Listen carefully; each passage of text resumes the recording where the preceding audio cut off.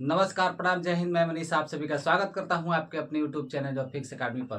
तो दोस्तों, कैसे हैं आप सभी? आशा करता हूं आप सभी अच्छे होंगे। तो एक एक करके रेलवे जो है अपना वैकेंसीज जारी करना शुरू कर दिया है। आप सभी को मैं बता दूं कि अभी फिलहाल में रेलवे बहुत ही एक्टिव हो चुका है वैकेंसीज के मामले में।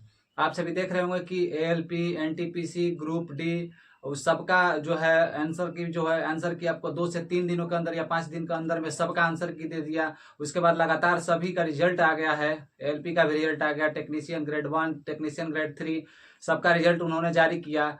और उसके बाद फिर से एक नई वैकेंसी एएलपी का, जो कि आप सभी देख सकते हैं कि एएलपी का टोटल यानी कि 9,970 सीटें, 9,970 सीटों का फिर से नोटिफिकेशन जो है सरकार ने जारी कर दिया है। तो अभी तक जो है ऑफिशियल तौर पे नहीं आया है, ऑफिशियल वेबसाइट पे। तो बहुत सारे लोग जो हैं सोच रहे हैं कि क्या यह सही है, क्या गलत है। तो आइए इसको बताने का प्रयास करते हैं। चैनल को जरूर सब्सक्राइब करिए, क्योंकि आप सबके लिए उपयोगी जो वीडियो है मैं आप सभी के लिए लाता रहता हूँ। तो दोस्तों, सबसे बड़ी बात यह है कि आप सभी देख रहे हैं कि लगातार रेलवे जो है वैकेंसी जारी कर रहा है। आप अपनी तैयारी को बेहतर बनाते जाइए। अभी ग्रुप डी का भी एग्जाम होने वाला है, आप सभी को पता है। एनटीपीसी का भी एग्जाम होने वाला है, आप सभी को पता है। एलपीसीबीटी 2 का एग्जाम होने वाला है, ये भी आप सभी जानते हैं। यानी कि लगातार रिजल्ट और लगातार वैकेंसीज पे सरकार का ध्यान है। हाँ, थोड़ी सी कंजूसी कर रहे हैं कि सीटों की जो है, सीटों में बढ़ोतरी के लिए सभी टीचर्स को, सभी स्टूडेंट को इसके लिए विरोध करना चाहिए कि जो सीटों की संख्या है उसमें बढ़ोतरी किया जाए। कम से कम मान लीजिए जैसे ग्रुप डी का सीट था, ग्रुप डी के लिए सीट आया, तो कम से कम ग्रुप डी में 60+ सीट होनी चाहिए, इससे तो कम नहीं होना चाहिए। एएलपी का आपका आ रहा है, तो एएलपी में भी कम से कम मान के चलिए कि आपका 30,000 35,000 सीट होना चाहिए। इससे कम में क्या होने वाला है, इतना तो कम से कम सीट होना चाहिए। तो दोस्तों, बहुत ही कम सीट जो है सरकार जारी कर रहा है। तो ये थोड़ा सा चिंता का विषय है, लेकिन ये अच्छी विषय है कि लगातार वैकेंसी आ रही है, यह सबसे बड़ी खुशखबरी है। तो आइए जानने का प्रयास करते हैं कि किस जोन में कितनी सीटें जो है कि दिया जाएगा, और नोटिफिकेशन जारी होगा तो कहाँ पे कौन सी सीटें रहेगी। ये आप मान के चलिए कि आपका सही ही है। 100% तो नहीं कह सकते हैं, लेकिन सही है, क्योंकि इसी प्रकार से जो ग्रुप डी का नोटिस वायरल हुआ था, आप सभी जानते हैं, उसको फेक बता रहे थे। बहुत सारे लोग उसको फेक बता रहे थे, लेकिन बाद में जाकर के वही नोटिफिकेशन बन के आया। उसके बाद वैकेंसीज का लिस्ट जारी हो गया, सारा चीज क्लियर हो गया, फॉर्म फिलअप हो गया। तो ठीक उसी प्रकार से ये भी इसी प्रकार से आएगा।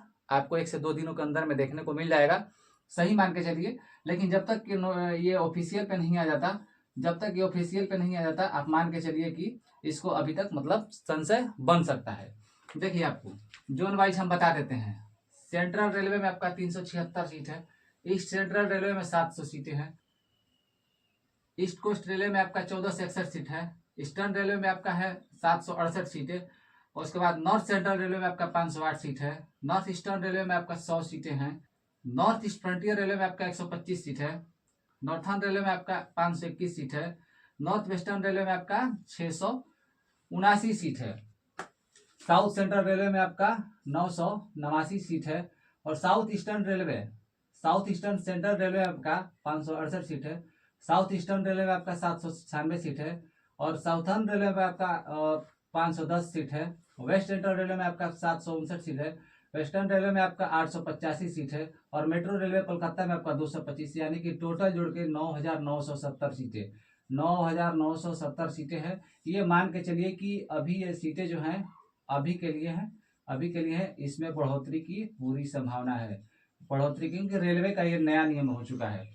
ये रेलवे का एक नियम बन गया है, एक रेलवे का ये चाल बन गया है कि पहले कम वैकेंसी देंगे, उसके बाद विरोध होगा तो फिर उसमें 10,000 5,000 बढ़ाएंगे।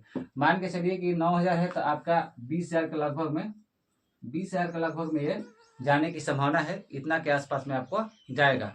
तो अभी नहीं तो कभी नहीं, आप सभी अपनी तैयारी में लग जाइए। आप जहां से भी पढ़ते हो पढ़िए, खूब पढ़िए, मन लगाकर पढ़िए। और इस बार चूकिए मत, क्योंकि बहुत ही अरसे के बाद एक तरह से मान के चलिए कि कहाँ से भगवान ने सद्बुद्धि देने के बाद में कि वैकेंसी आना शुरू हो गया है। नहीं तो इतनी बेरोजगारी बढ़ गई है, इतने स्टूडेंट पढ़ के और इतने डिप्रेशन में चले जा रहे हैं कि आप कहिए मत। तो तैयारी में लगिए, और इस वैकेंसीज की तैयारी आप करिए, अच्छे से करिए। आप सभी जानते हैं इसके 4 टर्म होते हैं। पहले CBT 1 होता है, CBT 1 होता है, उसके बाद 2 होता है, उसके बाद आपका साइको होता है, साइको, उसके बाद साइको के बाद में आपका मेडिकल होता है, मेडिकल होता है। मतलब ये 4 चीज़ों से आपको गुजरना पड़ता है। हाँ, एक बात बता देता हूँ, जिनको आँख से प्रॉब्लम है वो इस फॉर्म को नहीं डाले तो अच्छा है, क्योंकि आँख बहुत ज़रूरी है, इसके लिए 6/6 होना बहुत ही ज़रूरी है। तो मिलते हैं अगली अपडेट अगली वीडियो के साथ, तब तक के लिए धन्यवाद।